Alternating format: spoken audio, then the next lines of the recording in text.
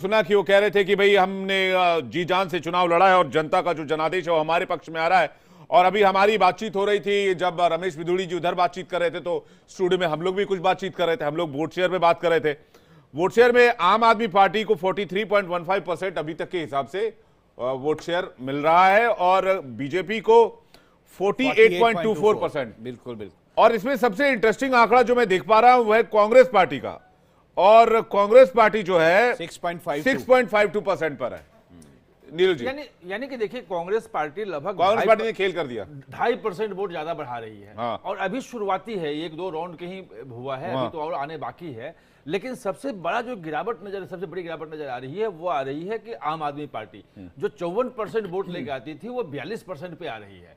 और जो पिछली बार के चुनाव के देखेंगे अब 43% हो गया। 6% वोट जो था वो आया था बीजेपी को। अगर वो 48 जा रही है, इसका मतलब 10% की बढ़त उसको दिख रही है और 10-12% की बढ़त। एक बड़ी खबर नई दिल्ली से आ रही है, अरविंद केजरीवाल अपनी सीट से आगे हो गए। नई दिल्ली से बड़ी खबर, केजरीवाल ने पहली बार बढ़त बनाई है।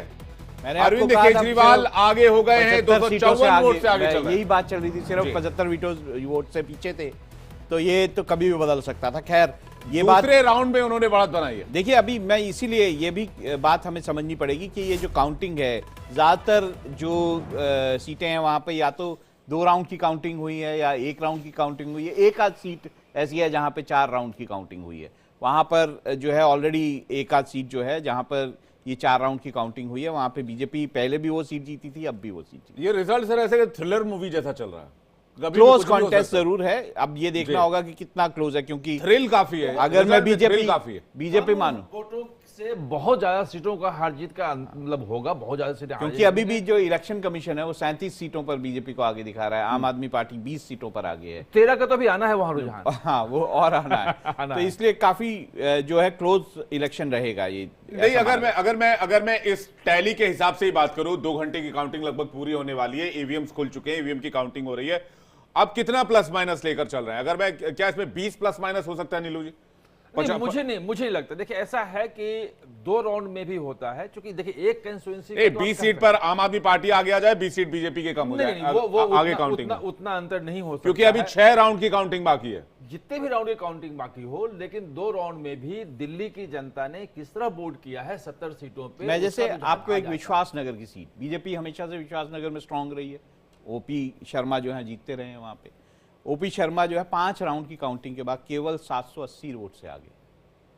तो मैं ये बोल रहा हूं कि क्लोज कॉन्टेस्ट है, सारी सीटों पर क्लोज कॉन्टेस्ट है। ये इंटरेस्टिंग है कि जहां पर ये जो मुस्लिम बहुल्य इलाके हैं वहां पे जिस तरह से आम आदमी पार्टी पिछड़ रही है, वो उनके लिए चिंता का विषय होना चाहिए निश्चित रूप से, क्योंकि वहां मुझे लगता है कि कांग्रेस ने ज्यादा बेटर प्रदर्शन किया होगा।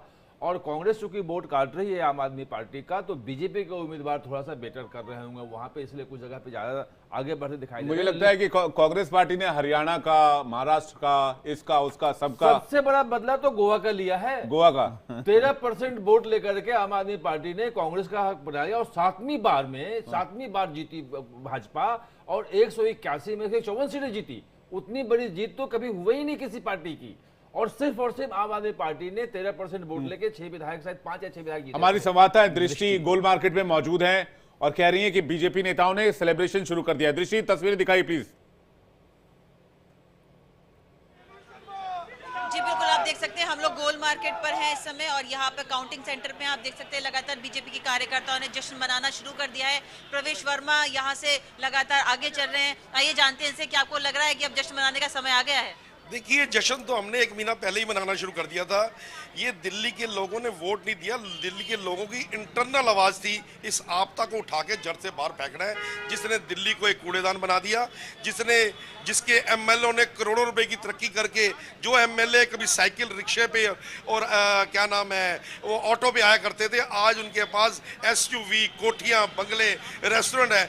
मुझे बताइए, अमेरिका जैसी कंट्री, जापान जैसी कंट्री और हिंदुस्तान के टाटा, बिरला, अंबानी सबके शेयर डाउन है, मार्केट डाउन है।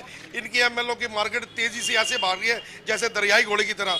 ये इन्होंने दिल्ली को लूट के खा लिया है। हमेशा ये कहता था शख्स कि एलजी मुझे काम नहीं करने देता। जब इसने शीश महल बनाया, जब शराब की नीति लाई, तब एलजी कहाँ थे? तब एलजी की बात नहीं आती। लेकिन जब दिल्ली के काम करने की बात आ रही थी तो ये कहता था एलजी मुझे टकाने। तो इसके जो भूत था जो एलजी का, वो उसको उठा के हमने बाहर फेंक दिया। अब इस एलजी साहब और परवेश वर्मा जो आने वाले दिनों में दिल्ली के जो लोगों की चाहत है, वो मुख्यमंत्री बनने जा रहे हैं और दिल्ली को अपना एक बहुत बेहतरीन तरीके से दिल्ली को हम बनाने जा रहे हैं। और हम ये न्योता देते हैं अरविंद केजरीवाल और उनके परिवार को, विद इन 3 ईयर ये जमुना जी में भी अपनी डुबकी लगा ले, जमुना जी इनको साफ करके दिखा देंगे। मैंने एक शेर लिख के बात मतलब नई दिल्ली ही नहीं, आप समझ रहे हैं पूरी दिल्ली पे अब बीजेपी सफाई हो रही है। और मैं ये बता दूं कि उबलते हुए खून की रवानी है परवेश वर्मा, दिल्ली के नौजवानों की जवानी है परवेश वर्मा।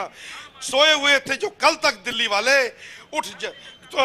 उठ जाओ नहीं, उनके उठ जाने की रवानी है परवेश वर्मा। तो मैं ये चाहता हूं कि दिल्ली वाले आप उठ जाएं, क्योंकि दिल्ली वाले अब परवेश वर्मा जी आ गए हैं और दिल्ली को एक बहुत बेहतरीन दिख से जो ये दृष्टि वापस लौटेंगे। शेर मारते मारते सरदार जी थोड़ा लड़खड़ा गए, वैसे प्रवेश वर्मा थोड़ा लड़खड़ाते नजर आ रहे हैं। वैसे मैं आपको बताऊं, जो कालका जी की कॉन्स्टिट्यूएंसी है, वहां पर आतिशी जो हैं इस वक्त 1149 वोट से पीछे हैं। तो कोई खास ये भी डिफरेंस नहीं है, क्लोज कॉन्टेस्ट वहां पे भी चल रहा है। बल्ली मारा में भी बहुत क्लोज कॉन्टेस्ट चल रहा है सर। 600 वोट का फासला है आम आदमी पार्टी बीजेपी के बीच में।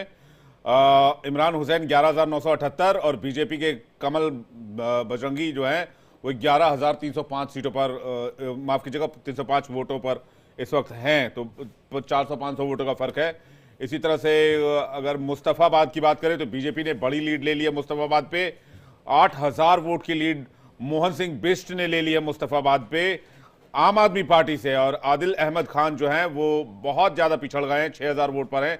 14,000 से ज्यादा वोट हासिल हो गई है मुस्तफाबाद पे मोहन सिंह बिष्ट को। और ये इंटरेस्टिंग इसलिए है क्योंकि मुस्लिम बहुल इलाका है। तो क्या दिल्ली के मुसलमानों ने बीजेपी को खुलकर वोट दिया है? देखिए, पर मैं बोलूं चांदनी चौक, मटिया महल, ये सारी सीटें जो हैं ये आम आदमी पार्टी के पास दिखाई दे रही हैं हमें जी। ये हमें दिख रहा है कि आम आदमी पार्टी के पास जा रही है। करोल बाग जैसी सीट आम आदमी पार्टी जो है उसको जीत रही है। सदर बाजार